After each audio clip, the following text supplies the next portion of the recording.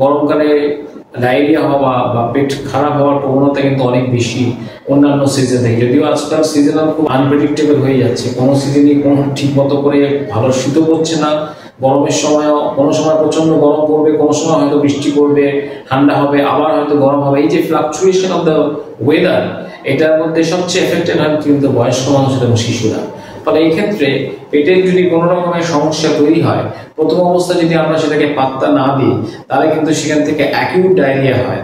আর acute diarrhoea যদি হয়, সেখানে যদি অনেকবার কিন্তু যদি আমাদের লুজ মোশন হয়, সেই লুজ মোশনে যেটা হয় সেটা হচ্ছে শরীর থেকে জল বেরিয়ে যায়, শরীর থেকে ইলেকট্রোলাইট ক্ষরণ হয়, সোডিয়াম পটাশিয়াম লস হয়, ফলে ইলেকট্রোলাইট ইমব্যালেন্স তৈরি হয়।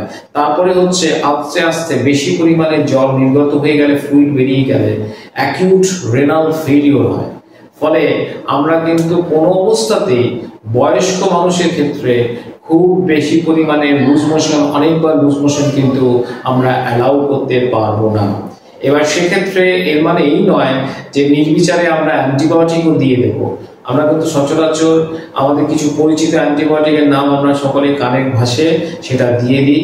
বয়স্কদের ক্ষেত্রে কিন্তু সেটা দেওয়াটাও কিন্তু কাম্য নয়, কারণ সেটা একমাত্র চিকিৎসকই বলবেন যে কোন কি অ্যান্টিবায়োটিক দেবেন। অনেকে স্টুল বন্ধ করার জন্য কিছু ওষুধ প্রয়োগ করেন, সেটাও নির্বিচারে ব্যবহার করেন, সেটাও কিন্তু কখনো কাম্য নয়, কারণ সেখান থেকে কিন্তু হিতে বিপরীত হওয়ার প্রবণতা রয়েছে।